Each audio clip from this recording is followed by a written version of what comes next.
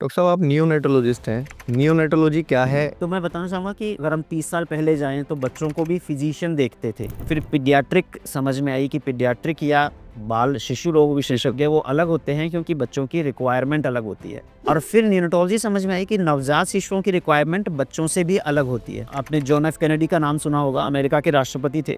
उनका बच्चा हुआ था 34 वीक्स पे 2 मुझे अगर गलत ध्यान नहीं है तो 2.4 केजी का। डॉक्टर साहब प्रीमैच्योर बेबीज में बचने की क्या संभावनाएं होती हैं? प्रीमेच्योर बेबी का एक बहुत बड़ा ग्रुप है। तो हम प्रीमेच्योर किसको बोलते हैं? नेचर ने नॉर्मली 280 डेज का पीरियड दिया, 9 महीने 7 दिन का पीरियड दिया है बच्चे को माँ के पेट में परिपक्व होने के लिए। जी, समय से पहले पैदा हुए बच्चे क्या जीवन भर कमजोर रहते हैं? ये एक मिथ्या धारणा है जी। ऐसा नहीं है कि समय से पहले पैदा हुए बच्चे हमेशा ही कॉम्प्रोमाइज रहेंगे। और मैं आपको बताऊं, कुछ लोग जो कि सबसे स्ट्रॉन्ग हैं वर्ल्ड में जैसे रहे हैं, जैसे विंस्टन चर्चिल, वो प्रीमेच्योर थे, 2 महीना प्रीमेच्योर थे वो। डॉक्टर साहब बच्चे को लिक्विड पर कब तक रखते हैं और कब से हार्ड फूड देना स्टार्ट करना चाहिए? तो हम ये बोलते हैं कि 6 महीने की उम्र तक बच्चे को एक्सक्लूसिव ब्रेस्ट फीड देना चाहिए। एक्सक्लूसिव ब्रेस्ट फीडिंग का मतलब मदर के फीड के अलावा पानी की भी जरूरत नहीं है। ओके। 6 महीने के बाद हम उनको सॉलिड फूड पे स्विच करते हैं। इनिशियली सेमी सॉलिड्स पे स्विच करते हैं, जिसमें कि सेमी सॉलिड का भी प्रिंसिपल ये होता है कि घर का बना हुआ। क्या HMPV वायरस, जो भी नया वायरस है HMPV कह रहे हैं, बच्चों और बुजुर्गों में ज़्यादा फैल रहा है, तो वो कितना खतरनाक है, कितना घातक है? क्या कुछ रिपोर्ट्स आपके सामने ही? तो क्या होता है, रेस्पिरेटरी इन्फेक्शंस बच्चों में हमेशा कॉमन होते हैं, जैसे मैंने बताया, क्योंकि उसका मिक्सचर ज़्यादा होता है जी।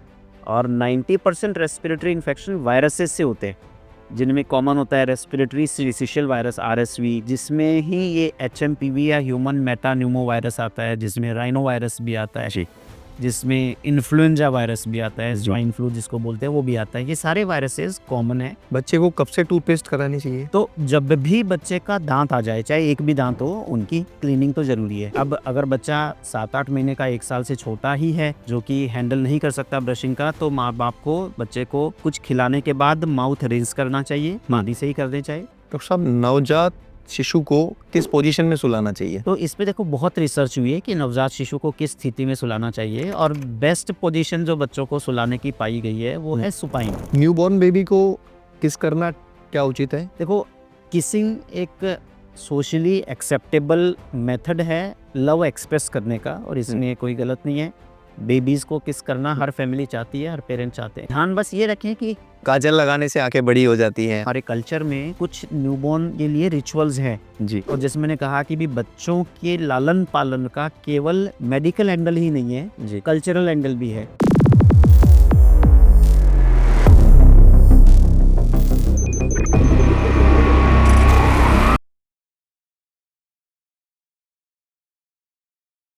अगर आपने चैनल को सब्सक्राइब नहीं किया है तो अभी सब्सक्राइब कर लें, क्योंकि जितना आप चैनल को सब्सक्राइब करेंगे, अपना प्यार देंगे, उतना चैनल आगे बढ़ेगा, और जितना चैनल आगे बढ़ेगा उतने अच्छे अच्छे गेस्ट हम आपके लिए लाते रहेंगे। आज हम आपको मिलवाने जा रहे हैं डॉक्टर JK मित्तल जी से, जो कि एक सीनियर नियोनेटोलॉजिस्ट हैं। मित्तल साहब, आपका दा दिवाकर शो में स्वागत है। धन्यवाद। मित्तल साहब, आज का सबसे पहला सवाल एक कॉमन सा सवाल है कि बच्चा खाना नहीं खा रहा है, या लाड़ प्यार हम ज़्यादा करते हैं और वो चीज़, तो उस बारे में आप बताएंगे किस तरह से उस परेशानी से? दिवाकर जी, ऐसा है कि बच्चे को खाना खिलाना हमारे यहाँ न्यूट्रिशन के अलावा एक कल्चरल एस्पेक्ट भी रखता है। एक किस्म की मैं कहूँगा कि फैमिली के लिए वो कंट्रोल करने का भी एक मैकेनिज्म है, और उस सिलसिले में कई बार बच्चा कंफ्यूज हो जाता है। तो हमारे कल्चर में अगर आप देखेंगे तो अगर बच्चा खाना नहीं खाता है तो माँ भी नहीं खाती है, और अगर मदर को हम समझाएं कि बच्चे को अपने आप खाना खाना दीजिए, तो कई बार मदर बाईपास होके ग्रैंड पेरेंट्स कंट्रोलिंग स्कीम में आ जाते हैं। तो मैं एक सिंपल सा एग्जांपल देता हूँ कि 6 महीने का बच्चा ये समझता है कि उसको भूख लग रही है, वो माँ के पास जाता है। अगर उसको पेट दर्द है तो वो रोता है, अगर उसको कोई तकलीफ है तो वो एक्सप्रेस करता है। तो ऐसा अनटिल अनलेस बच्चा बीमार नहीं है, ऐसा कोई भी रीज़न हो ही नहीं सकता कि बच्चा खाना नहीं खाए। तो अगर फैमिली या पेरेंट्स की मेजर कंप्लेन है कि बच्चा खाना नहीं खाता, तो हम पहली बार बच्चे को एग्जामिन करते हैं, ये देखने के लिए कि कहीं कोई वाकई में बीमारी तो नहीं है, जो कि 99% में नहीं मिलती। अब अगर बीमारी नहीं है तो सिंपल स्कीम है कि हम बच्चे का वजन, लंबाई नापते हैं, और ग्रोथ चार्ट्स अवेलेबल हैं कि किस उम्र पे कितना वजन, कितनी हाइट होनी चाहिए, और उसका भी पेरेंट्स के पास एक ऑप्शन होता है कि या जवाब होता है कि मेरे पड़ोसी का बच्चा है वो तो हेल्दी लगता है, या इस उम्र के सारे बच्चों से मेरा बच्चा कमज़ोर लगता है। तो हम ग्रोथ चार्ट में, WHO के ग्रोथ चार्ट या इंडियन एकेडमी ऑफ पीडियाट्रिक्स के ग्रोथ चार्ट में एक रेंज दी हुई है। जैसे हम अडल्ट की हाइट की एक रेंज होती है, 5 से लेके 6 फीट तक हम सब नॉर्मल हैं। सेम वे वज़न की भी एक रेंज है कि हम 60 केजी से 80 केजी तक सारे नॉर्मल है। तो हम उनको बताते हैं कि जो बच्चा जिस रेंज पे पहले चल रहा था, जिस परसेंटाइल पे पहले चल रहा था, अगर उस पे चलता रहे तो वो उसके लिए नॉर्मल है। सो फॉर एग्जांपल, अगर कोई बच्चा 2.5 किलो का हुआ है तो हम उससे उम्मीद करते हैं कि वो 1 साल पे 9 केजी का होगा और 2 साल पे 11 किलो का होगा। वहीं कोई बच्चा 3.5 किलो का हुआ है तो हम उम्मीद करते हैं कि वो 1 साल पे 11 किलो का होगा और हो सकता है 2 साल पे वो 14 किलो का हो। तो डिफरेंस अपने आप रहेगा, लेकिन दोनों नॉर्मल हैं। तो पहली बात तो अगर फैमिली ये अंडरस्टैंड कर लेती है कि रेंज है और हमारा बच्चा रेंज में आ रहा है और बीमारी नहीं है, तो फिर हम उनको ये बताते हैं या उनको ये समझना चाहिए कि खाना बच्चे को अपने लिए खाना है, हमारे लिए नहीं खाना, और ये फीलिंग बच्चे में डालनी ज़रूरी है। कई बार खाने की बहुतायत या अवेलेबिलिटी एक्सेस होने से भी भूख मर जाती है। सो बच्चे को ये लगता है कि ये जो मेरे को खाना खिला रहे हैं इसमें परिवार का, मेरे मम्मी पापा का कोई इंटरेस्ट है, कोई बेनिफिट उनको है, इसीलिए तो मेरे पीछे लगे हुए हैं, अदरवाइज तो कोई नहीं लगता। तो अनटिल अनलेस जब बच्चा रियलाइज ये नहीं करे कि ये फूड मेरे न्यूट्रिशन के लिए, मेरे शरीर के लिए, तो हम बोलते हैं कि आप डिसिप्लिन्ड वे में खाना खिलाएं। Breakfast, morning snack, lunch, evening snack, dinner 5 बार परोसे, 5 फूड का टाइम फिक्स हो, 5 फूड की क्वालिटी क्वांटिटी फिक्स हो और वो उनको परोसे और बच्चे को अपने आप खाना दीजिए। डॉक्टर साहब ऐसा कहते हैं 70-80% ही पेट भरना चाहिए बच्चे का, पूरा नहीं। हाँ, सो अगर बच्चा, अगर अब हम बेस्ट वे है आप उसका वेट ट्रैक करते रहो। और बच्चों में सबसे अच्छी बात ये होती है कि ग्रोथ मॉनिटरिंग चार्ट्स अवेलेबल हैं, जो कि बहुत बड़ी पॉपुलेशन में वैलिडेटेड चार्ट्स हैं। तो अगर बच्चा वेट गेन कर रहा है तो खाने का डिसिप्लिन मेंटेन रखना ज़्यादा ज़रूरी है, बजाय कि बच्चे को 24 घंटे खाना ऑफर करने। डॉक्टर साहब बच्चे को लिक्विड पर कब तक रखते हैं और कब से हार्ड फूड देना स्टार्ट करना चाहिए? तो हम ये बोलते हैं कि 6 महीने की उम्र तक बच्चे को एक्सक्लूसिव ब्रेस्ट फीड देना चाहिए। एक्सक्लूसिव ब्रेस्ट फीडिंग का मतलब मदर के फीड के अलावा पानी की भी जरूरत नहीं है। ओके। 6 महीने के बाद हम उनको सॉलिड फूड पे स्विच करते हैं। इनिशियली सेमी सॉलिड्स पे स्विच करते हैं, जिसमें कि सेमी सॉलिड का भी प्रिंसिपल ये होता है कि घर का बना हुआ, culturally acceptable, hygienically prepared food देना है। सो हो सकता है आपके परिवार में कोई और चीज़ का, और तरह का खाना खाते हो, मेरे परिवार में कोई और तरीके का खाना खाते हो। तो हर बच्चे के लिए एक फिक्स रेजीम नहीं हो सकती है, फिक्स मेन्यू नहीं हो सकता कि इसको यही खाना है। जो आपके परिवार में culturally acceptable, hygienically prepared food है, शुरू में हम सेमी सॉलिड से इंट्रोड्यूस करते हैं और ग्रेजुअली उसको सॉलिड्स की तरफ लेके जाते हैं। बच्चे को कब से टूथपेस्ट करानी चाहिए? तो जब भी बच्चे का दांत आ जाए, चाहे एक भी दांत हो, उनकी क्लीनिंग तो जरूरी है। अब अगर बच्चा 7-8 महीने का, 1 साल से छोटा ही है, जो कि हैंडल नहीं कर सकता ब्रशिंग का, तो माँ बाप को बच्चे को कुछ खिलाने के बाद माउथ रिंस करना चाहिए, मादी से ही कर दें चाहे। और जैसे ही बच्चा साल भर का हो जाता है उसको ब्रशिंग की आदत डालनी चाहिए। अगेन ब्रशिंग भी पेरेंट्स को नहीं करवा के बच्चे को दें और आप खुद अपना करें। बच्चा आपको देख के सीखेगा तो वो लॉन्ग लास्टिंग होगा। हम जबरदस्ती करते हैं तो बच्चे नहीं करते। इसमें भी इम्पोर्टेंट ब्रशिंग है, पेस्ट नहीं। सो ब्रश करना उस या वार्म वाटर से ही थोड़ा गर्म पानी करके भी कर सकते में साल भर तक ऐसे कर सकते हैं, ग्रेजुअली उसको साल भर के बाद में। उस ब्रशिंग में भी स्पेशली नाइट टाइम ब्रशिंग बहुत जरूरी है। हमारे यहाँ डेंटल कैरीज की प्रेवलेंस मेरे को लगता है दुनिया भर में सबसे ज्यादा। हर बच्चे का 2 साल 3 साल पे दांत खराब होता है और उसका रीजन यही होते हैं। पहला, रात में सोने के बाद बॉटल से फीड देना, क्योंकि उससे पूरी रात मुंह में मिठास रहती है। और दूसरा, रात को सोते वक्त ब्रश नहीं करके सुलाना। तो क्या सेरेलक देना सही रहता है और कितने वक्त तक सेरेलक देना चाहिए? देखो, जैसे मैंने पहले भी आपको बताया था कि खाना जो culturally acceptable, home made and hygienically prepared हो वो देना है। अब हम किसी एक ब्रांड को या किसी एक फूड को हर सर्कमस्टांस में प्रमोट नहीं कर सकते।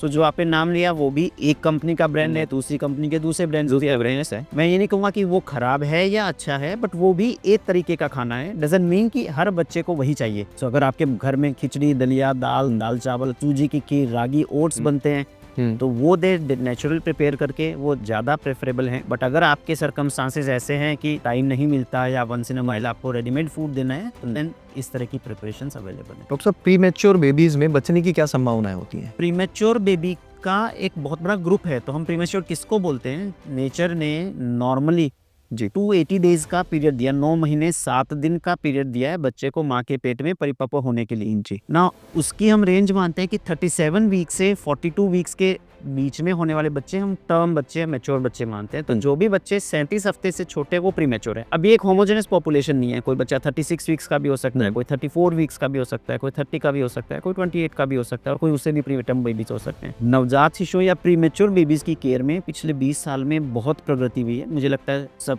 एक वन ऑफ द सबसे एडवांस होने वाली ब्रांच ये हुई है। तो जहाँ 5, 7, 10 साल पहले हम 34 वीक्स के बच्चों में स्ट्रगल करते थे, आज के दिन 26 वीक्स 25 वीक्स बेबीज भी सर्वाइव करते हैं। तो more than 32 weeks baby, more than 1500 ग्राम बेबी ऑलमोस्ट सारे ही बचने चाहिए अगर उनको और कोई तकलीफ नहीं है। तो 28 से 32 हफ्ते के बीच में जो बच्चों की पॉपुलेशन होती है उसमें 80 से 90% के बीच में बच्चे बचते हैं अगर उनको प्रॉपर केयर मिले तो। और 28 हफ्ते से छोटे बच्चे भी बचते हैं, 27, 26, 25 हफ्ते पे भी बचते हैं, बट वो इस चीज़ पे डिपेंड करता है कि उनको कितनी तकलीफ है, उनको किस तरह की केयर मिली है। समय से पहले पैदा हुए बच्चे क्या जीवन भर कमजोर रहते हैं? ये एक मिथ्या धारणा है जी।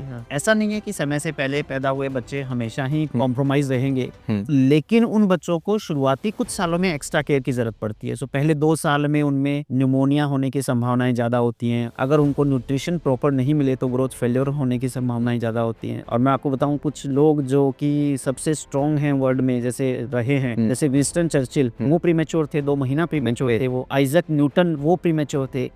अल्बर्ट आइंस्टाइन प्रीमेच्योर थे। तो ये लोग प्रीमेच्योर बेबीज थे और जिन्होंने की दुनिया को चेंज किया है। तो ऐसा नहीं कि प्रीमेच्योर बेबीज सारे ही कमजोर होते हैं या जिंदगी भर कमजोर रहते हैं। प्रॉपर केयर मिलने पे वो भी नॉर्मल बच्चों की तरह परफॉर्म करते हैं। डॉक्टर साहब, जैसे हमारा प्री मैच्योर बेबी नर्सरी में है, नीकू या प्री मैच्योर नर्सरी क्या होती है? हमने देखा कि 280 डेज तक बच्चा जो है वो माँ के पेट में रहता है जी, और वहाँ पे उसको कुछ अलग तरह का एनवायरनमेंट मिलता है। तो जैसे फॉर एग्जांपल वार्मथ मिलती है, क्योंकि बाहर के एटमॉस्फेयर पे बच्चा ठंडा हो जाता है। उसको न्यूट्रिशन भी माँ से मिलता है, वो खुद खा पी नहीं सकता क्योंकि बच्चे की इम्यूनिटी नहीं होती, तो वो इन्फेक्शन के लिए भी प्रोन होता है।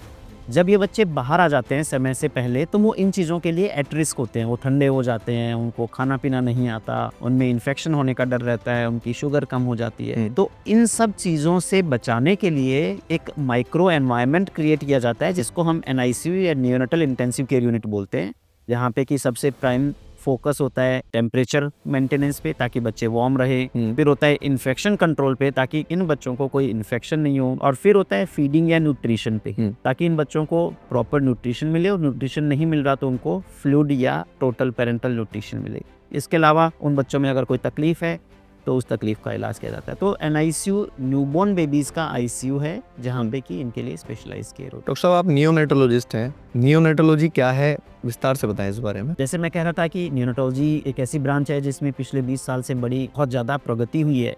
तो मैं बताना चाहूंगा कि अगर हम 30 साल पहले जाएं तो बच्चों को भी फिजिशियन देखते थे, फिर पीडियाट्रिक समझ में आई कि पीडियाट्रिक या बाल शिशु रोग विशेषज्ञ वो अलग होते हैं क्योंकि बच्चों की रिक्वायरमेंट अलग होती है, और फिर नियोनेटोलॉजी समझ में आई कि नवजात शिशुओं की रिक्वायरमेंट बच्चों से भी अलग होती है। आपने जॉन एफ कैनेडी का नाम सुना होगा, अमेरिका के राष्ट्रपति थे। उनका बच्चा हुआ था 34 वीक्स पे मुझे अगर गलत ध्यान नहीं है तो 2.4 kg का, और उस टाइम तक नियोनेटोलॉजी कुछ नहीं होती थी, और वो बच्चा अमेरिका के प्रेसिडेंट का बेबी होके 34 वीक्स पे होके 3 दिन स्ट्रगल करके उनकी डेथ हो गई। जब ऐसा हुआ तो अमेरिका में इस ब्रांच पे बहुत फोकस गया, गवर्नमेंट ने फंड किया, नासा ने सपोर्ट किया, क्योंकि इन बच्चों के लिए अलग से इक्विपमेंट बनने थे, अलग से लैब बननी थी। आज आपका जो ब्लड सैंपल 5 ml में कोई रिपोर्ट आती है वो इन बच्चों के 0.1 ml में रिपोर्ट आनी चाहिए। तो इतना माइक्रो लेवल पे एडवांसमेंट्स हुए। तो ये ब्रांच मोस्टली 1975 के बाद ही डेवलप होना शुरू हुई और धीरे धीरे इसने शेप लिया। और आज जैसे मैंने कहा कि हम ऐसी स्थिति में है कि 25 हफ्ते के बच्चे भी सर्वाइव करते हैं, और नॉर्मल सर्वाइव करने के उनके चांसेस काफ़ी होते हैं। डॉक्टर साहब, बच्चों में बार बार खांसी जुकाम रहता है, उसके क्या बचाव के कारण है और ये किस वजह से होता है? बच्चों में बार बार खांसी जुकाम होना 2-3 वजह से हो सकता है। पहले तो हमें ये देखना है कि कहीं कुछ बच्चों में, जैसे बच्चे स्कूल जाना शुरू करते हैं शुरुआती सालों में, सेकंड थर्ड 3 साल के होते हैं, 4 साल के होते हैं, तो उनमें साल में 3 से 5 एपिसोड खांसी जुकाम के होना बड़ा फ्रीक्वेंट है। और उसका रीज़न हम ये एक्सप्लेन करते हैं कि 3 साल से पहले बच्चा केवल माँ पिता के साथ रहता था, जिनको बार बार खांसी जुकाम नहीं होती, और एक बहुत ही कोकून्ड एटमॉस्फेयर में रहता था। 3 साल पे जब वो स्कूल जाना शुरू करता है तो सडनली उसको 100 बच्चे मिलते हैं, बच्चे का आज तक कोई इन्फेक्शन से एक्सपोजर हुआ नहीं होता और हर बच्चे को कोई ना कोई इन्फेक्शन वहाँ पे रहता है, तो इनमें आपस में इन्फेक्शन बहुत पर्कुलेट होता है और हाइजीन सेंस बच्चों में उतना नहीं हो पाता और इसलिए 3 से 5 एपिसोड इन्फेक्शंस के कॉमन होते हैं। वो तो हम फैमिली को एक्सप्लेन करते हैं कि भी इतना तो है तो कोई बात। कुछ फैमिली आती है जिनका होता है कि खांसी जुकाम इनको हर महीने ही होता है, बिना बुखार के होता है। उस सिनेरियो में हमें ये भी देखना चाहिए कि कहीं ये एलर्जिक खांसी जुकाम तो नहीं है, चाइल्डहुड एस्थमा का इंडिकेटर तो नहीं है। उसके इन्वेस्टिगेशन करके इन्वेस्टिगेशन, फैमिली हिस्ट्री, मदर या फादर एलर्जिक हो, घर पे वातावरण डस्टी हो या कोई एलर्जिक एटमॉस्फेयर हो, बच्चे को बार बार रोज छींकें आ रही हो, रात को खर्राटे लेता हो, मुंह खोल के सोता हो, भागते दौड़ते थकता हो, तो ये लक्षण है जो आपको एलर्जी की तरफ इंडिकेट कर दें। तो खांसी जुकाम एलर्जी भी हो सकती है, इन्फेक्शन भी हो सकता है, इसको इन्वेस्टिगेट किया जाना चाहिए। तो सब नवजात शिशु को किस स्थिति में सुलाना चाहिए, मतलब किस पोजीशन में सुलाना चाहिए? तो इस पे देखो बहुत रिसर्च हुई है कि नवजात शिशु को किस स्थिति में सुलाना चाहिए और बेस्ट पोजीशन जो बच्चों को सुलाने की पाई गई है वो है सुपाइन। सुपाइन मतलब बैक टू स्लीप बोलते हैं, सीधा सुलाना। ऐसा क्यों? काफी कम्युनिटीज में उल्टा सुलाने का प्रचलन भी था, काफी जगह टेढ़ा सुलाने का भी प्रचलन था। और एक बीमारी होती है, जिस बीमारी क्या एक कंडीशन होती है, इसको हम सिड्स बोलते हैं, सडन इन्फेंट डेथ सिंड्रोम। आपने बच्चे को रात को सुलाया और सुबह बच्चा आपको मृत मिला, उनमें ये पाया गया है कि अगर हम बच्चों को सीधा सुलाते हैं तो सिड्स की संभावनाएं मिनिमम होती हैं। अब ये क्यों है? काफी स्पेकुलेशंस हैं कि कई बार करवट के बल सुलाने पे या उल्टा सुलाने पे बच्चे खुद ही रात को बाय चांस उनकी नाक दब जाए, सॉफ्ट मेलिंग हो, तो कई बार बच्चों ने दूध पलट दिया तो वो खुद में ही ड्रॉन कर जाएं, तो इस वजह से उनकी मृत्यु हो जाती है। तो बैक टू स्लीप सुपाएं या सीधा उनको सुलाएं। डॉक्टर साहब, कई बार बहुत प्रयास के बाद भी सीरियस प्रीमेच्योर बच्चे नहीं बच पाते हैं, उस समय आप कैसे इमोशंस डील करते हैं? तो ये एक बहुत ही दुखद परिस्थिति होती है जब आपने भी अपना पूरा प्रयास किया, परिवार ने भी अपना पूरा विश्वास आप पे रखा और फिर भी बच्चे नहीं बच पाते हैं ना। ऐसी स्थिति में दोनों चीजें हैं, पहला तो परिवार को काउंसल करना कि ये क्यों हुआ, कैसे हुआ, और दूसरा खुद को भी आपको भी महसूस होता है कि क्या हम सही नहीं कर पाए या और कॉन्फिडेंस भी बिल्कुल है। तो ऐसी परिस्थिति में यही रहता है कि भी क्रिटिकली एनालाइज किया जाना चाहिए हर पेशेंट को। और हमारे यहाँ पे सोसाइटी में थोड़ा सा मैं ये कहूँगा, डेथ को फॉल्ट की तरह नहीं ले जाके उसको एनालाइज किया जाना चाहिए। सो मिस्टेक्स में हमारे यहाँ हर फील्ड में यही है कि किसी से गलती हुई, हमारे किसी भी एम्प्लॉय से कोई गलती हुई या गलती भी नहीं हुई, कोई काम सही नहीं हुआ, तो हम उसको डांटते हैं, गलती घोषित करते हैं उसकी। हम ये नहीं सोचते कि नेक्स्ट टाइम इसको कैसे सुधार। सेम वेन हेल्थ में है। सो हर अनटुवर्ड इवेंट को क्रिटिकली एनालाइज करके अगर हम उसके किसी कंक्लूजन पे पहुंचते हैं तो हो सकता है कि भी हम उस पे ऑब्जेक्टिव अपना रिएक्ट कर सकें। तो काफी बार डेथ होती है, उस समय हमें लगता है कि हो सकता है ट्रीटमेंट सही नहीं लगा, हो सकता है कोई और तकलीफ हुई, बट जब हम उसको एनालाइज करते हैं या कोई जेनेटिक टेस्ट भेजते हैं तो बाद में हमें पता चलता है कि ये कोई जेनेटिक डेफिशिएंसी थी या प्रॉब्लम थी। हर बच्चा अलग बीमारी से आता है, अलग सिकनेस से आता है। मेरा प्रयास ये रहना चाहिए कि भी हमारे हाथ में जो है वो पूरी मेहनत करें, फैमिली को पूरा कम्युनिकेट करके रखें, और इसके बाद भी काफ़ी बार हमारे हाथ में नहीं होता, ऐसी चीज़ें, ऐसे इवेंट होते हैं, तो उसको एनालाइज करके हम फ्यूचर में कैसे फैमिली को भी गाइड कर सकते हैं नेक्स्ट प्रेगनेंसी के लिए, ये भी एक फोकस होना चाहिए। और हमारी प्रैक्टिसेस में भी क्या चेंज कर सकते हैं जिससे ये इम्प्रूव कर सकें, ये कोशिश भी मेरी रहती है। न्यूबॉर्न बेबी को किस करना क्या उचित है? देखो, किसिंग एक सोशली एक्सेप्टेबल मेथड है लव एक्सप्रेस करने का, और इसमें कोई गलत नहीं है। बेबीज को किस करना हर फैमिली चाहती है, हर पेरेंट चाहते हैं। ध्यान बस ये रखें कि पहली बात, हर कोई नहीं करे, क्योंकि बाहर से कोई व्यक्ति आता है, हमें नहीं पता कि उसको कोई इन्फेक्शन तो नहीं है, क्या हिस्ट्री तो नहीं है, क्या हिस्ट्री तो नहीं है। और परिवारजन भी जब करते हैं तो कम से कम खांसी जुकाम के समय नहीं करें। और कॉमन एक gentle pack on the cheek और फोरहेड है, वो एक बेटर तरीका है रादर देन बहुत क्लोज जाके बच्चे के पास में अपने प्यार को एक्सप्रेस करने अपने प्यार को एक्सप्रेस करने हर पेरेंट्स की इच्छा होती है। डॉक्टर साहब, एक मिथ है कि काजल लगाने से आंखें बड़ी हो जाती हैं, तो उस बारे में आप बताएं कि मालिश करने से बच्चा तंदुरुस्त होता है। हाँ, तो हमारे क्या है, हमारे सोसाइटी में, हमारे कल्चर में कुछ न्यूबॉर्न के लिए रिचुअल्स हैं जी। और जैसे मैंने कहा कि भी बच्चों के लालन पालन का केवल मेडिकल एंगल ही नहीं है जी, कल्चरल एंगल भी है। हर सोसाइटी के, हर फैमिली के अपने अलग रिचुअल्स होते हैं बच्चों के लालन पालन के, वो चलते आ रहे हैं सदियों से। हम हर चीज को मना करते हैं तो फैमिली भी उसको अदरवाइज लेती है, विश्वास भी कम होता है। तो हम उनको ये समझाते हैं कि कुछ रिचुअल्स हैं जो बच्चों, जो हमारी सोसाइटी कल्चर में है, और वो अच्छे हैं बच्चों के लिए। कुछ हैं जो खराब हैं और कुछ हैं जो न्यूट्रल हैं, जिनका न फायदा है न खराब है, तो हम उनको छेड़ते नहीं है।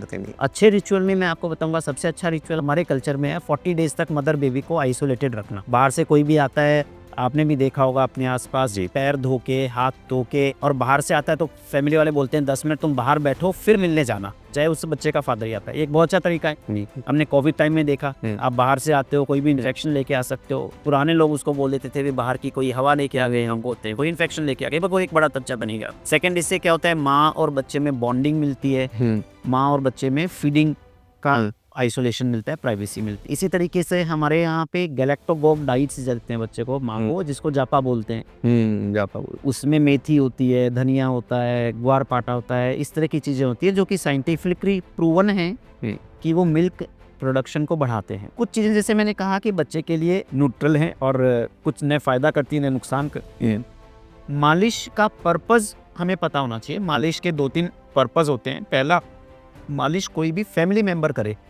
मालिश का पर्पस होता है जो मालिश कर रहा है और जो मालिश बच्चा करवा रहा है, उन दोनों के अंदर बॉन्डिंग बढ़ाता है। ये तो हाँ, ऐसे बहुत सारे लोग हैं जो बच्चों की मसाज के लिए बाहर से बुलाते हैं। हाँ, तो वो मेरे ख्याल से उसके बजाय मदर करे तो ज़्यादा ठीक है। सेकंड है कि मालिश जेंटल होनी चाहिए। विग्रस मालिश से बच्चे न तो ज़्यादा ग्रो करते हैं न मजबूत बनते हैं। मालिश अगर जेंटली हो तो स्टिमुलेशन करती है स्किन को और बच्चों को अच्छा लगता है। अगर मालिश करते टाइम बच्चा रो रहा है तो मालिश उसके काम की नहीं है, कंफर्ट नहीं है, वो कंफर्टेबल नहीं है। सेम इस काजल आप किसी भी चीज़ का बनाएं, वो बर्न करके बनाते हैं, चाहे बादाम का बनाएं चाहे किसी भी चीज़ का बनाएं। जब हम बर्न करते हैं तो उसमें कार्बन होता है, वो आँख में जाता है, पार्टिकुलेट मटेरियल भी हो सकता है, तो आँख को इरिटेट भी कर सकता है, लगाते टाइम भी चोट लग सकती है जी। और कोई चीज़ लगाने से आँख बड़ी होगी ये ऐसा नहीं होता। तो इसको अगर अवॉइड करें तो ठीक है। अगर काजल लगाना भी हो तो हम बोलते हैं काजल का टीका लगा दे माथे। क्या HMPV वायरस, जो भी नया वायरस है HMPV कह रहे हैं, बच्चों और बुजुर्गों में ज़्यादा फैल रहा है, तो वो कितना खतरनाक है, कितना घातक है? क्या कुछ रिपोर्ट्स आपके सामने आई? तो क्या होता है, रेस्पिरेटरी इन्फेक्शंस बच्चों में हमेशा कॉमन होते हैं, जैसे मैंने बताया, क्योंकि उसका मिक्सचर ज़्यादा होता है जी।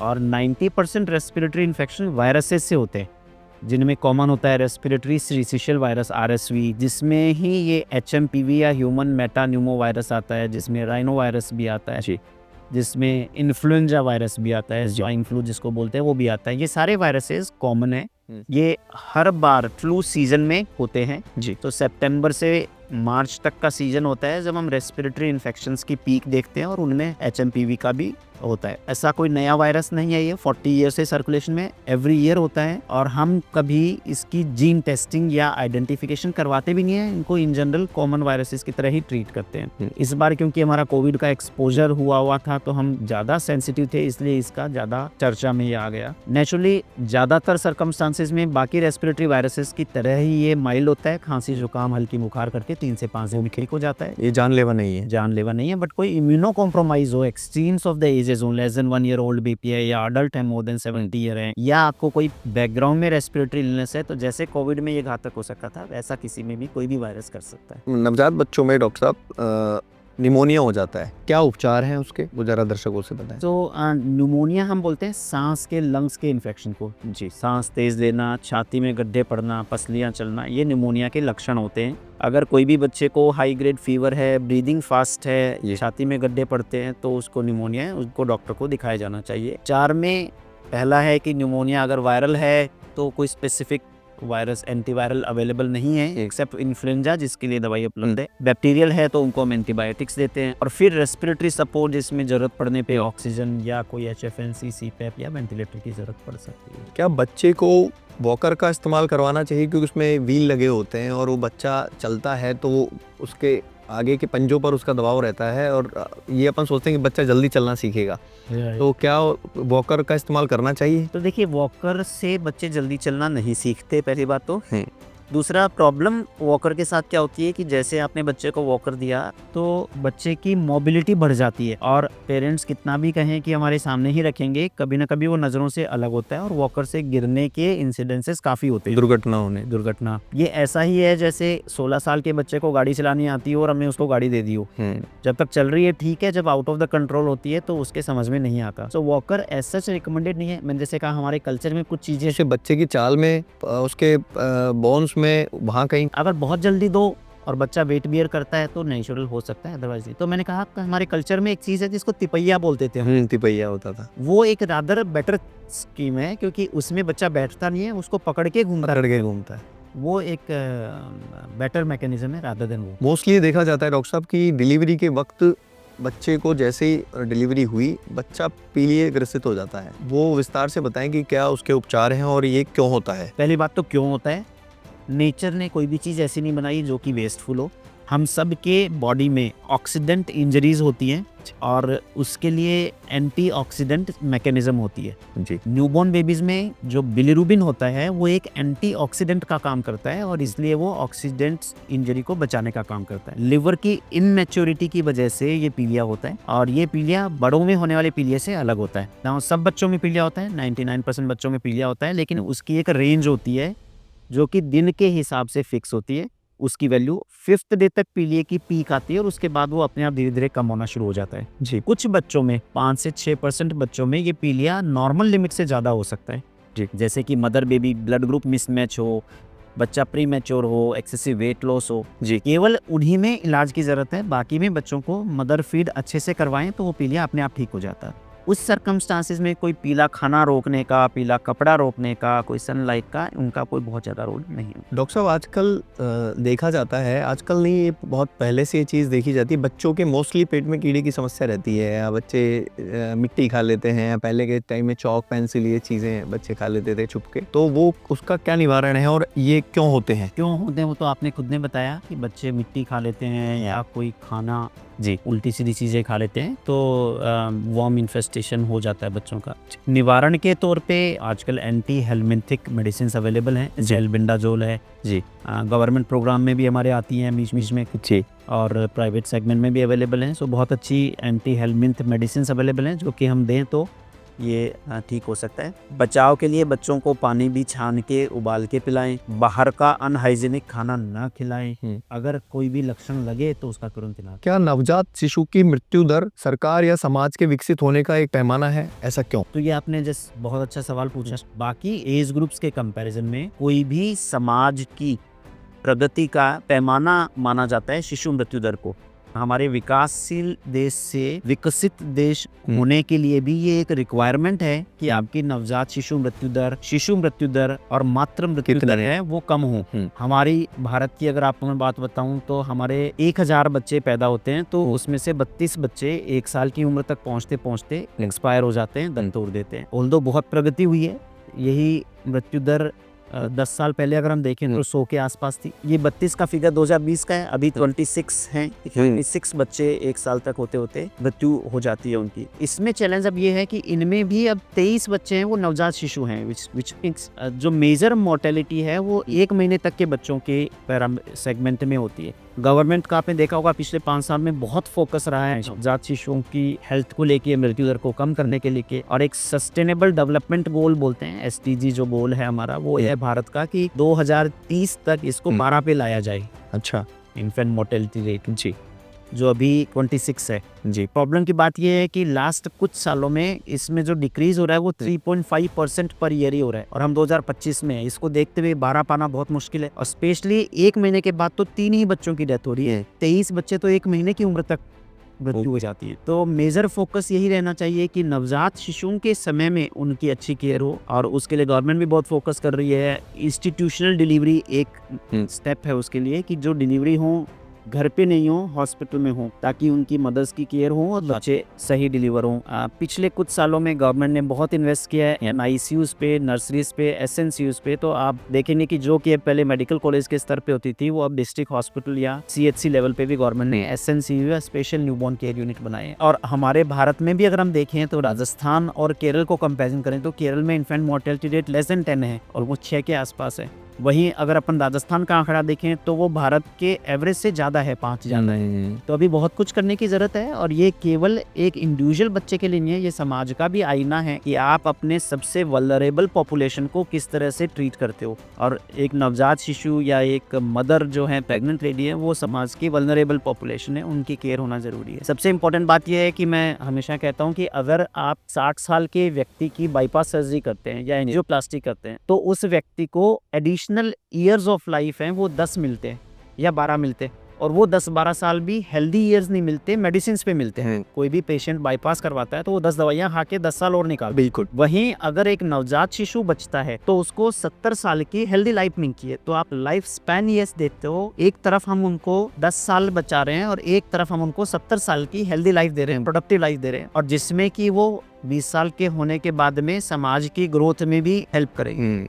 तो एक बहुत इंपॉर्टेंट पैरामीटर है नवजात शिशुओं की मृत्यु दर। डॉक्टर साहब, जैसे कोई बच्चा 700-800 ग्राम का आपकी नर्सरी में आया या वो 1-2 महीने आपके यहाँ रहा, अब वो बच्चा बड़ा होकर अगर आपके पास आता है तो क्या इमोशंस, क्या फीलिंग्स रहती है और कैसा आपको लगता है? बहुत ही टची क्वेश्चन है जी। सो जनरली ये बच्चे जब हम जाते तो हम एज ए पीडियाट्रिशियन मैं ये फील करता हूँ कि हम लोग उनकी लाइफ को विटनेस करते हैं, ग्रोथ को विटनेस करते हैं। जैसे हम अपने बच्चों को बड़ा होते देख खुशी महसूस करते हैं, वैसे ही हम देखते हैं कि ये बच्चा जब 800 ग्राम का था, हमारी नर्सरी में था, एक हाथ में आ जाए इतना बड़ा था, और वही बच्चे बड़े होके कॉलेज जाते हुए भी आते हैं, तो आपको अच्छा तो नेचुरल है कि फेल होता है। डॉक्टर साहब, एक और बड़ा महत्वपूर्ण सवाल है, हमने देखा है कि बच्चों के ज़्यादातर डॉक्टर सॉफ्ट स्पोकन और केयरिंग होते हैं, जैसे आप भी हैं, तो ये ब्रांच लेने के बाद ऐसा होता है या वही लोग ये ब्रांच लेते हैं? इस पे प्रकाश डालें। तो ये दोनों ही कंपोनेंट है। जी। पहली बात तो ब्रांच लेते समय भी वही लोग इस ब्रांच में जाते हैं जिनको बच्चों से प्यार होता है, जो कि थोड़ा सा उनको अच्छे से ट्रीट कर सके हैं, एग्रेसिव नहीं होते। कुछ ब्रांच लेने के बाद भी आप में बदलाव होता है, क्योंकि आदमी अडेप्ट करता है, खुद को देखता है, बच्चों को देखता है, बच्चों की परेशानियां देखता है, मदर की परेशानी देखता है, फैमिली की परेशानी देखता है, तो धीरे धीरे उसमें भी बदलाव होते हैं, और ये बदलाव अच्छे के लिए होते हैं। आदमी का भी इवोल्यूशन, डॉक्टर्स का भी, पीडियाट्रिशियन का इवोल्यूशन इस डायरेक्शन में होता है। डॉक्टर साहब, क्या इन दिनों बच्चों में ऑटिज्म या साइकोलॉजिकल प्रॉब्लम ज़्यादा हो रही हैं? तो ये देखा गया है कि पोस्ट कोविड काफ़ी बच्चे ऑटिज्म स्पेक्ट्रम डिसऑर्डर के आ रहे हैं जी, जिसमें कि बच्चों में इंट्रोवर्ट होना, स्पीच का डिले होना, अपने में रहना, ये समस्याएं काफ़ी हैं।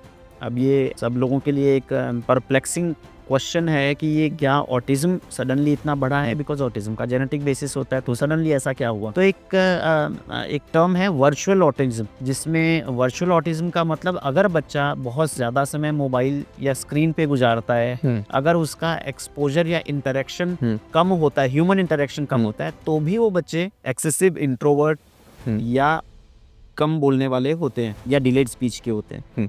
लेकिन इन बच्चों को भी थेरेपीज़ की ज़रूरत तो है, तो अगर इन बच्चों को भी हम टाइम पे रिकॉग्नाइज करके थेरेपी शुरू करें तो ये नॉर्मल ट्रीम में शामिल हो सकते हैं। तो इंसिडेंसेस देखे गए तो हम बढ़ोतरी के ज़्यादातर वर्चुअल ऑटिज्म है, बट ऑटिज्म के भी इंसिडेंस ज़्यादा पकड़ में आ रहे हैं। तो हम फैमिली को ये कहते हैं कि बच्चों को मोबाइल या कोई भी स्क्रीन का आईसाइट भी वीक होती है, उनके बिहेवियर में चेंज आता है, क्योंकि ये वन वे कम्युनिकेशन है, बच्चा केवल देखता है, वो बोल नहीं रहा, वो कम्युनिकेट नहीं कर रहा, तो धीरे धीरे ये उसका नेचर बन। डॉक्टर साहब, आपके पास VVIPs काफ़ी सारे क्लाइंट्स आते हैं, उन्हें किस तरह से आप ट्रीट करते हैं? क्या कुछ एक्सपीरियंस शेयर करें अपना? ये भी एक बड़ा इम्पोर्टेंट सवाल है, क्योंकि VVIP पेशेंट्स को ट्रीट करना अपने आप में एक टास्क है, और VIP सिंड्रोम एक मेडिसिन में रिकॉग्नाइज एंटिटी है जी, जो कि मेडिसिन में भी पढ़ाई जाती है, और इसके सफरर दोनों होते हैं, बट प्राइमरली पेशेंट होता है जी। और मैं आपको कुछ उदाहरण बताता हूँ, ये बड़ी इंटरेस्टिंग है, टॉपिक है। आपने रूजवेल्ट का नाम सुना होगा जी, अमेरिका के प्रेसिडेंट थे जी, और उनकी वाइफ थी मिसेज रूजवेल्ट। वो इस VIP सिंड्रोम की शिकार हुई। कैसे, मैं आपको बताता हूँ कि जब कोई पेशेंट VIP होता है तो सिस्टम उनको प्लीज करने में ज़्यादा रहता है, बैड न्यूज़ या हार्ड फैक्ट बताने में उनको थोड़ा सा मुश्किल आती है। तो हम हमेशा एक हैप्पी न्यूज़ देना चाहते हैं जी। अगर हमारे से पावरफुल कोई पर्सन हमारे सामने बैठा है तो हम उनको पेन कम देना चाहते हैं। लेकिन मेडिसिन के जो ट्रीटमेंट प्रोटोकॉल्स बनाए गए हैं वो हज़ारों लोगों पे स्टडीज़ के बनाए गए हैं। तो जिस प्रोटोकॉल ने 1000 लोगों में असर किया है वही VIP में भी करेगा। सो VIP स्टेटस आपका बाहरी स्टेटस है, ह्यूमन बॉडी तो वही है। अगर हम उस प्रोटोकॉल को ब्रेक करते हैं किसी के स्टेटस के चलते तो अल्टीमेटली पेशेंट को नुकसान होता है। तो मिसेज रूजवेल्ट को ट्यूबरकुलोसिस था जी, लेकिन उनका बोन मैरो बायोप्सी नहीं हुआ, क्योंकि प्रेसिडेंट की वाइफ को पेन होगा, और बोन मैरो नहीं होके उनको स्टेरॉइड की दवाई दे दी गई, ये मान के कि ये कोई अन्य बीमारी है, और उनका ट्यूबरकुलोसिस फ्लेयर हो गया और वो उसको सकम कर गई।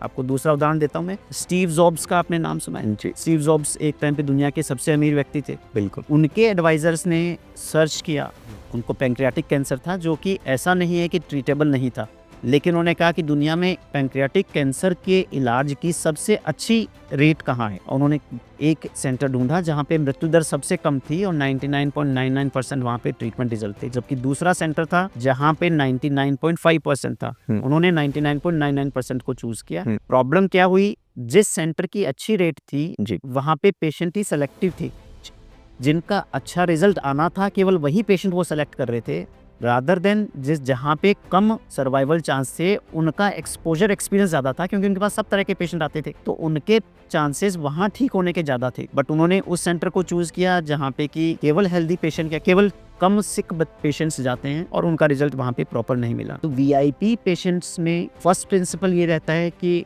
आप अपने ट्रीटमेंट प्रोटोकॉल को ब्रीच ना करें उनको प्लीज करने के लिए, क्योंकि जो ट्रीटमेंट प्रोटोकॉल 100 पेशेंट्स में काम आया है वही ट्रीटमेंट प्रोटोकॉल 101 वाले में भी काम आना चाहिए। सेकंड ये है कि कम्युनिकेशन एक बहुत बड़ी फैक्टर है जो VIP पेशेंट के साथ में हेल्प करती है। तो सब फैक्ट्स को क्लियरली बता के रखा जाना चाहिए, केवल हैप्पी न्यूज ही नहीं बताएं, जो फैक्चुअल इंफॉर्मेशन है वो बताई जानी चाहिए। और थर्ड ये रहता है कि अगर हम एक्स्ट्रा कॉशियस होके कोई चीज़ ट्रीट करते हैं, रूटीन से अलग होते हैं, तो नेचुरल हमारे रिजल्ट्स भी फिर अलग होंगे, जो नॉर्मल वाले हैं वो नहीं होते। तो इन 2-3 चीज़ों का अगर हम ध्यान रखें, अगर उनको फैक्चुअली हम बताते हैं तो VIP पेशेंट्स भी इन चीज़ों को समझते हैं। तो समहाउ मैं जब इमीडिएटली DM करके आया यहाँ पे, मेरे करियर की शुरुआत में ही मुझे ऐसे इंसिडेंसेस हुए कि इन चीज़ों का मेरे पे एक्सपेरिमेंट हुआ और मैंने सीखा, और फॉर्चुनेटली उसके बाद से मुझे लगा कि सही तरीका, सही ट्रीटमेंट देना है, प्लीज करना नहीं। But obviously you respect them, you explain to them the protocol of the treatment and the rules of the hospital, तो उन्हीं के लिए भी फायदेमंद है। डॉक्टर साहब, एक चीज़ ये भी महत्वपूर्ण सवाल है कि अक्सर देखा जाता है कि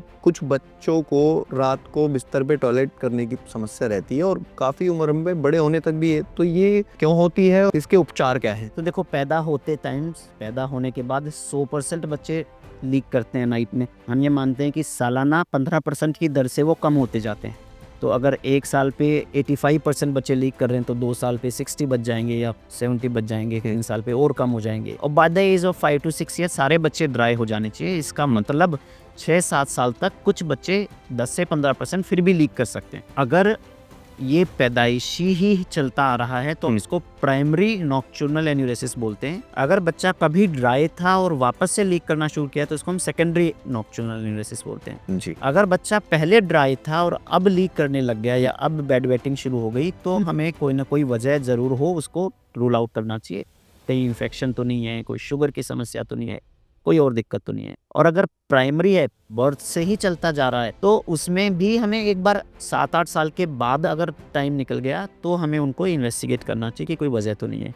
ट्रीटमेंट प्राइमरी नॉक्टर्नल एन्यूरेसिस में या नॉन ऑर्गेनिक नॉक्टर्नल एन्यूरेसिस में बिहेवियरल होता है जी। तो उनका कंट्रोल ब्लैडर पे कम होता है, वो ब्रेन से कंट्रोल होता है ठीक। तो हम ये बोलते हैं कि पॉजिटिव रीइंफोर्समेंट इसमें बड़ा हेल्प करता है। बच्चों को बोलें कि आपको रिवॉर्ड सिस्टम होता है, अगर आप 2 दिन लीक नहीं करोगे तो आपको रिवॉर्ड मिलेगा, धीरे धीरे 3 दिन लीक नहीं करोगे तो आपको रिवॉर्ड मिलेगा। तो रिवॉर्ड से बच्चे ट्रेन होते हैं। दूसरा, सोने से 3 घंटे पहले कोई भी फ्लूइड नहीं ले, पानी, चाय, दूध, छाछ कोई भी। अच्छा, 3 घंटे पहले कुछ भी ना दें। और रात को एक बार वो उठ के कर सकते हैं। बेड वेटिंग अलार्म्स भी आती हैं जिसमें कि रात को बच्चा जैसे ही एक ड्रॉप भी यूरिन निकलता है, अलार्म का सर्किट पूरा हो जाता है और जोर से अलार्म बजती है तो बच्चा उठ के यूरिन कराता है। और धीरे धीरे, इसको हम पावलोव रिएक्शन बोलते हैं, धीरे धीरे वो अपने आप समझ जाता है कि यूरिन निकलने वाला है। लेकिन उसमें थोड़ा दिक्कत ये रहती है कि वो अलार्म इतनी तेज होती है कि बाकी फैमिली मेंबर ही जाग जाते हैं। मेडिसिन का रोल बहुत लिमिटेड है इसमें। 8-9 साल के बाद हम शुरू करते हैं, बट उनमें भी बहुत लंबी रिजल्ट नहीं देखे गए हैं। जब तक देते हैं तब तक वो ड्राई रहते हैं। तो धीरे धीरे अगर हम इसकी अंडरस्टैंड करें कि ये कोई बड़ी बीमारी नहीं है, ये कोई साइकोलॉजिकल इलनेस नहीं है, बच्चे को शर्मिंदा नहीं करे, तो इन पे कंट्रोल किया जा सकता है। डॉक्टर साहब, ये भी महत्वपूर्ण सवाल है कि अक्सर बच्चे तुतलाकर बोलते हैं, तो वो तुतलाकर बोलने की समस्या क्या ठीक हो सकती है, इस बारे में बताएं। तो अगेन, तुतला के बोलना भी बेड वेटिंग की तरह ही एक इलनेस है।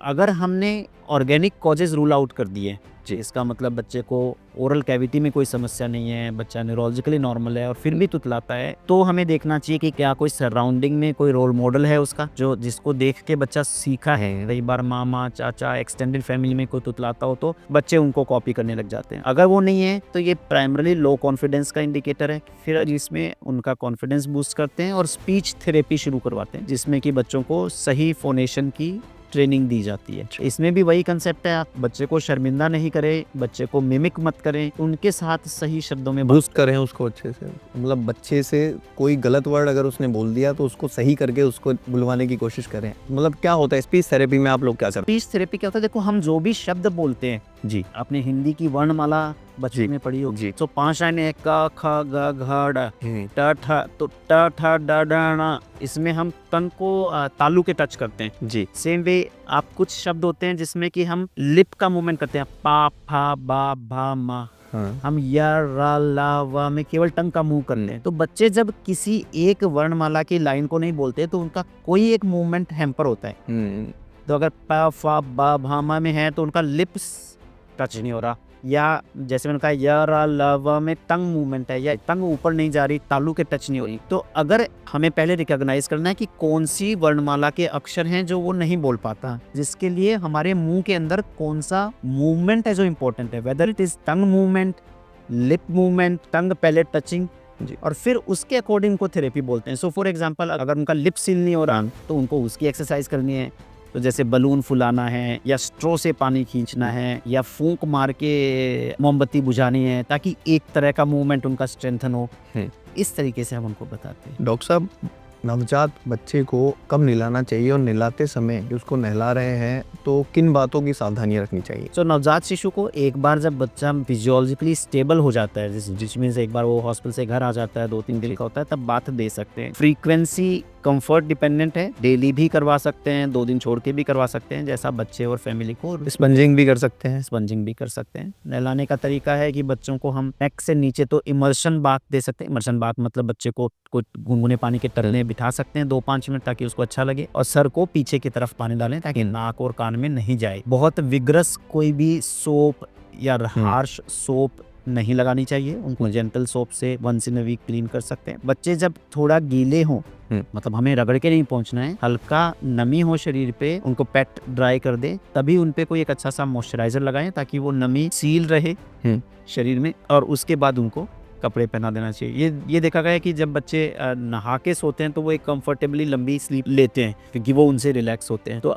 जो आपको टाइम लगता है कि उसकी स्लीप का है, उससे आधा घंटे पहले उसको नहला। डॉक्टर साहब, ये भी एक महत्वपूर्ण सवाल है कि मेल किड में ये देखा गया है यूरिन के जो होल में कई बार इन्फेक्शन की समस्या रहती है या प्रॉपर क्लीनिंग नहीं हो पाती है, तो उस बारे में थोड़ा बताएं कि क्या? तो क्या होता है, जो पेनिस के आगे की स्किन होती है वो लूज स्किन होती है, जैसे अडल्ट्स में जो पीछे चली जाती है, पर नवजात शिशुओं या बच्चों में वो चिपकी रहती है ग्लांस के, जिसको हम प्रीप्यूस बोलते हैं। हमारा शरीर ऑयल सीक्रेट करता है, तो वहाँ पे भी ऑयल सीक्रेट होता है, तो वो स्किन चिपक जाती है, और चिपक जाती है तो कई बार वो होल बहुत छोटा भी हो जाता है, जिसको हम फाइमोसिस बोलते हैं। अब इसका एक्सट्रीम एंड भी है, कुछ फैमिलीज कहते हैं कि फाइमोसिस है तो इसको हम फटाफट क्लीन करवाएं या नीचे करें, बट ऐसा बहुत जरूरी नहीं है। हम बोलते हैं कि अगर बच्चा यूरिन स्ट्रीम एडिक्वेट कर रहा है, जिसका मतलब पेशाब की धार सही गिर रही है, तब तक कोई दिक्कत नहीं है। डेंटल क्लीनिंग हमेशा जब भी बच्चे को नहलाते हैं, स्किन थोड़ा रिट्रैक्ट करके 2 मग पानी डालें, और उतना सफिशिएंट है, धीरे धीरे वो समय के साथ खुलती जाती है। अगर फाइमोसिस है, विच मीन्स बच्चा यूरिन पास करते टाइम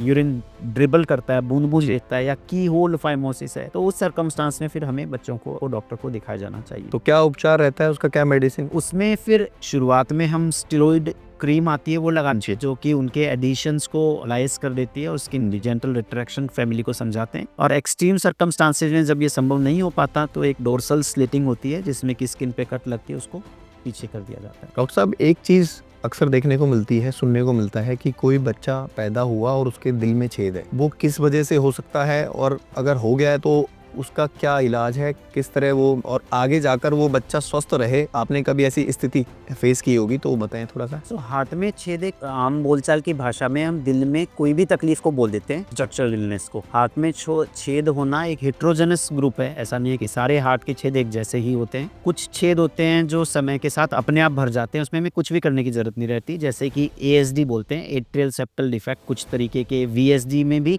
अगर छोटा VSD है, वेंट्रिकुलर सेप्टल डिफेक्ट है, तो भी अपने आप बंद हो जाता है वो। सो हार्ट में छेद एक कॉमन टर्म है, जिसमें कम से कम 50 तरह के इलनेसेस हो सकती हैं। कुछ हैं जो समय के साथ अपने आप भर जाती हैं, हमें कुछ भी नहीं करना होता। कुछ हैं जिनमें हमें मेडिसिन देनी होती हैं, और कुछ हैं जिनमें हमें सर्जरी के लिए भी जाना पड़ता है। तो अगर हार्ट में छेद है तो प्रॉपर इकोकार्डियोग्राफी होके देखा जाना चाहिए कि ये क्या है। हर छेद अलग है, और डॉक्टर से पूछ के उसका इलाज लिया जाना चाहिए। डॉक्टर साहब, हर 400 बच्चों में से एक बच्चा एक किडनी से पैदा होता है। 400 में से एक, ये रेशो हमारे देश का निकल के आता है। तो क्या एक किडनी से पैदा हुआ बच्चा स्वस्थ रहता है और आगे तक क्या उसकी लाइफ रहती है, उस बारे में थोड़ा तो जैसे आपने अडल्ट में भी सुना होगा, लोग किडनी डोनेट करते हैं, अपनी फैमिली में किसी को दिक्कत होती है तो, और डोनेट करने के बाद डोनर के पास भी एक किडनी रहती है और रेसिपिएंट के पास भी एक ही किडनी रहती है और दोनों स्वस्थ रहते हैं। सो एक किडनी किसी भी बच्चे की जीवन के लिए बिल्कुल सही है, न तो इसका उसके लाइफ स्पैन पे कोई फर्क पड़ता है, न इसकी वजह से बच्चा कमज़ोर रहता है। लेकिन हमें इन चीज़ों का ध्यान रखना चाहिए कि क्योंकि हमारे पास में एक ही किडनी है, अगर दो हों और एक में कोई तकलीफ हो तो आपके पास में बैकअप है। क्योंकि उस बच्चे के पास एक ही किडनी है तो उस एक किडनी का ध्यान हमेशा रखा जाना चाहिए। ध्यान रखने में हम उनको एडवाइस करते हैं कि कॉन्टैक्ट स्पोर्ट्स में बच्चे को इन्वॉल्व नहीं करें। कॉन्टैक्ट स्पोर्ट्स हम बोलते हैं फुटबॉल है, बॉक्सिंग है, रग्बी है, जिसमें कि चोट लगने का डर रहता है। उन बच्चों में यूरिनरी इन्फेक्शन बार बार नहीं हो, इन चीज़ों का डर ध्यान रखना चाहिए। कोई हम नेफ्रोटॉक्सिक ड्रग नहीं दें, उन चीज़ों का ध्यान रखना चाहिए, बिकॉज वो एक किडनी उसके लिए लाइफ सेविंग किडनी है। बट अदरवाइज अगर वो किडनी हेल्दी है तो उन बच्चों को कोई तकलीफ नहीं आती है। डॉक्टर साहब, आप कोई ऐसा वाकया शेयर करना चाहेंगे कि बहुत टिपिकल, बहुत टफ केस को आपने हैंडल किया हो और वो बच्चा स्वस्थ हो? देखो, काफ़ी बच्चे होते हैं, जैसे हमारे पास में बहुत छोटे बच्चे 25-26 वीक्स के बेबीज़ भी आते हैं, जिनमें कि शुरुआती पीरियड है वो पहला हफ्ता, पहला 10 दिन बहुत मुश्किल से गुजरता है और उसके बाद में जब चीज़ें स्टेबलाइज होती हैं तो ये बच्चे ग्रोइंग स्टेज में आते हैं। तो बहुत बच्चे ऐसे होते हैं, कोई पर्टिकुलर इंसिडेंट्स तो मैं नहीं कोट करूंगा प्राइवेसी के चलते, पेशेंट प्राइवेसी के चलते। जी। लेकिन बच्चों,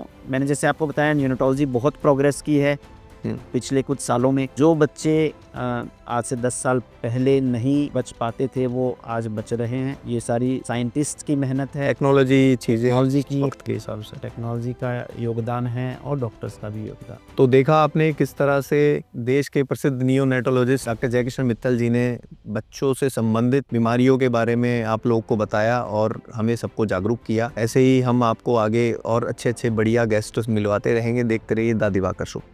नमस्कार डॉक्टर।